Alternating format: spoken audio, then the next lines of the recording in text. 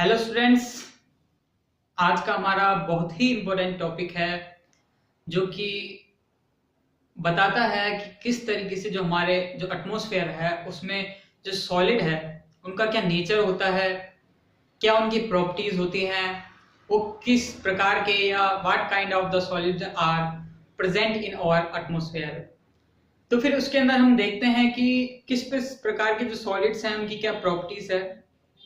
तो जैसे हमने पहले भी प्रीवियस क्लासेस में पढ़ा था कि जो सॉलिड्स जो होते हैं, हम सॉलिड बहुत हार्ड होते हैं और फिर हमने जो सॉलिड्स की जो इंटरमॉलिक्यूलर स्ट्रक्चर जो हम बनाते थे तो उसके अंदर हम जो सॉलिड्स के जो मॉलिक्यूल थे बहुत पास पास बनाते थे इस तरीके से, और हम कहते थे कि इसमें इंटरमॉलिक्यूलर फोर्सेस बहुत ज्यादा है। और जो लिक्विड था, लिक्विड में हम जो मॉलिक्यूल्स थे इनको थोड़ा दूर दूर बनाते थे, और गैसेस में हम जो इन मॉलिक्यूल्स को सबसे ज्यादा दूर दूर बनाते थे, बहुत दूर दूर बनाते थे और कहते थे इनमें इंटरमॉलिक्यूलर फोर्सेस कम हैं।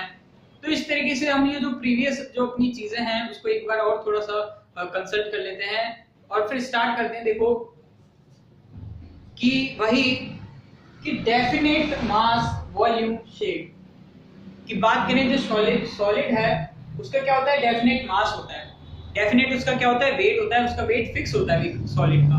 अब बात करें मॉलिक्यूल्स वॉल्यूम की, जो उसका वॉल्यूम मींस जो उसका आयतन होता है, पर्टिकुलर वो जितना एरिया घेरता है वो भी क्या होता है, फिक्स होता है।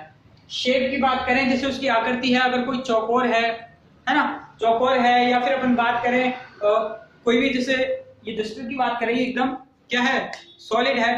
तो अब इसकी शेप क्या है, इसकी शेप जो बात करें क्यूबॉइड क्या है, फिक्स है। तो इस तरीके से बहुत सारी ऐसी चीजें होती हैं, ऐसे सॉलिड्स होते हैं जिनका शेप क्या होता है, फिक्स होता है। ओके, फिर इसके बाद नेक्स्ट बात करते हैं कि ये हार्ड होते हैं, बहुत कठोर होते हैं। अगर हम इनसे किसी को फेंक के मारें तो उसको काफी हार्म हो सकता है, चोट लग सकती है। रिज्ड मींस बात करें कि एक कठोर एकदम, जैसे भाई रिज्ड मींस एक ठोस, एक बिल्कुल ठोसनुमा आकृति, फिक्स्ड स्ट्रक्चर, एकदम फिक्स्ड शेप। तो इस तरीके से रिज्ड हैं, बंधे हुए, इस प्रकार के ये आकृति वाले होते हैं। एंड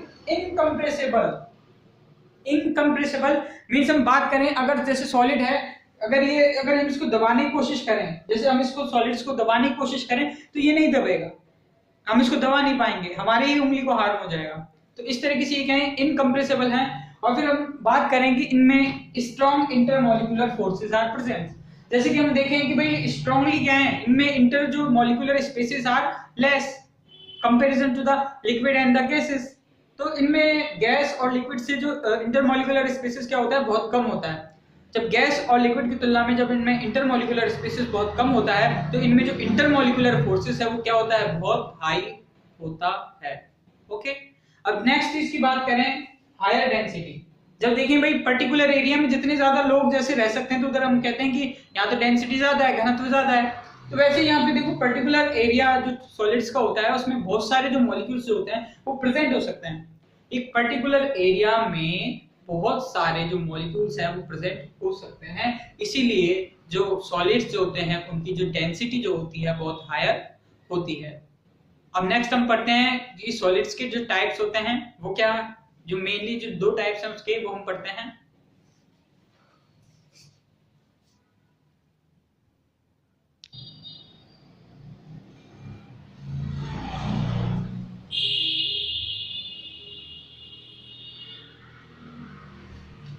तो स्टूडेंट्स, अब हम जो सॉलिड्स हैं हम उसको दो पार्ट्स में डिवाइड करते हैं, crystalline solids and non crystalline solids. Crystalline solids and non crystalline solids. अब इसके अंदर हम बात करते हैं, देखो इनकी जो प्रॉपर्टीज देखेंगे कि इनमें दोनों में क्या डिफरेंस है। ओके, तो फर्स्ट इनमें जो हम डिफरेंस देखते हुए निकालेंगे कि फर्स्ट जैसे ज्योमेट्री देखते हैं दोनों की। सबसे पहले हम बात करते हैं इनकी ज्योमेट्री की, ठीक है। ज्योमेट्री में हम देखते हैं जो क्रिस्टलाइन सॉलिड्स है तो they have definite geometry. Crystalline solids की जो ज्योमेट्री होती है वो डेफिनेट होती है, फिक्स होती है। ओके, और जबकि हम बात करें नॉन क्रिस्टलाइन सॉलिड्स की तो they do not have definite geometry.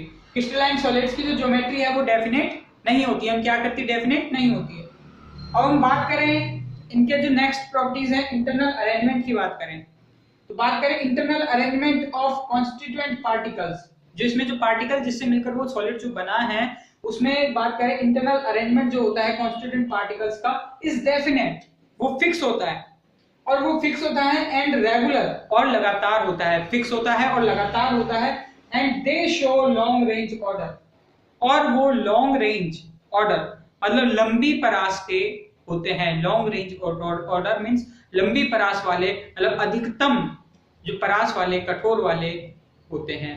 ठीक है। अब जो कि हम बात करें internal arrangement of constituent particles is not definite, non crystalline में internal arrangement of constituent particle is not definite and is regular, and is irregular, और वो क्या होता है, असमान होता है, लगातार नहीं होता। तो दे show short range order.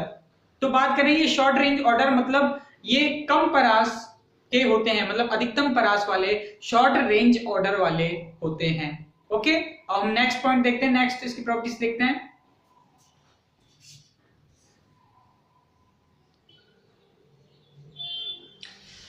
So hello students, and next we are started about the melting point of crystalline solids. तो हम बात करें कि they have definite and sharp melting point, मतलब इनका एक फिक्स, एक निश्चित क्या रहता है, melting point रहता है, definite and sharp melting point। हम बात करें नॉन क्रिस्टलाइन सॉल्यूशन की, तो they do not have definite and sharp melting point, कि इनका जो बात करें मेल्टिंग एंड बॉइलिंग पॉइंट है वो फिक्स नहीं रहता, डेफिनेट नहीं रहता।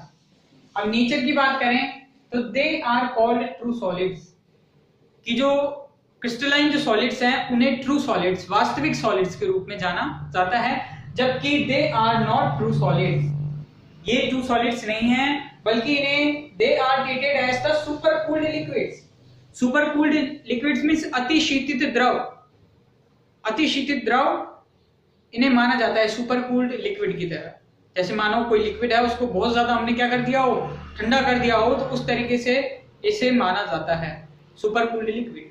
अब बात करें the cooling curve, cooling curve जब हम इसको शीतलन वक्र हिंदी में बोलते हैं, इसे शीतलन वक्र जब हम इसे ठंडा करते हैं तो इसके ठंडे होने पर जब हम ग्राफ खींचते हैं किस तरीके से ये ठंडा होता जाता है, तो कूलिंग कर्व जब हम इसका देखते हैं तो कूलिंग कर्व में, cooling curve of crystalline solids are discontinuous. जब क्रिस्टल्स को, इनको जब हम ठंडा करते हैं तो इनको वो जो इनका कूलिंग कर्व है वो डिसकंटिन्यूअस मिलता है, मतलब असमान या बात करें लगातार नहीं होता। अब बात करें जैसे कि अगर हम नॉन क्रिस्टलाइन सॉलिड्स की, तो इनका क्या मिलता है, जो शीतलन वक्र जो मिलता है, कूलिंग कर्व जो मिलता है वो क्या मिलता है, लगातार कंटिन्यूअस मिलता है। ओके,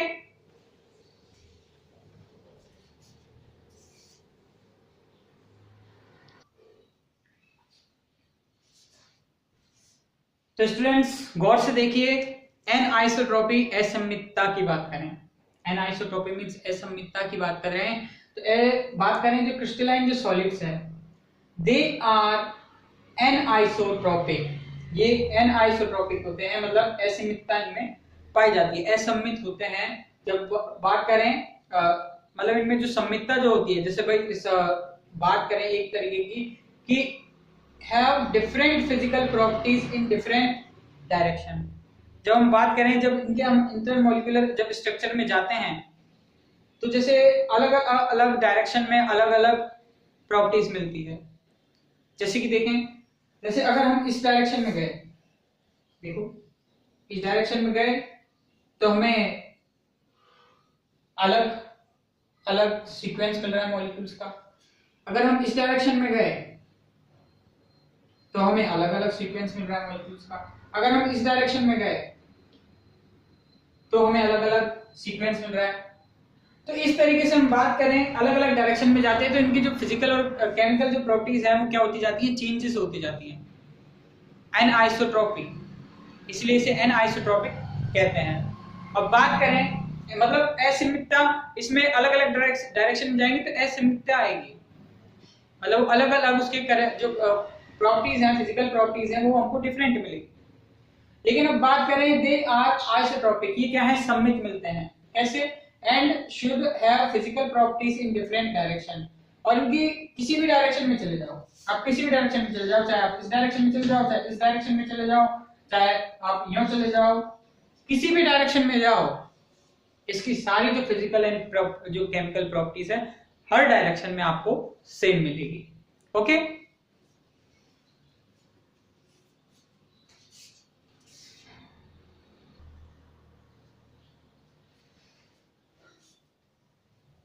तो स्टूडेंट्स अब देखते हैं इसकी 7 प्रॉपर्टीज। क्लीवेज विदलन मीन्स जब हम इनको काटते हैं तो क्या होता है।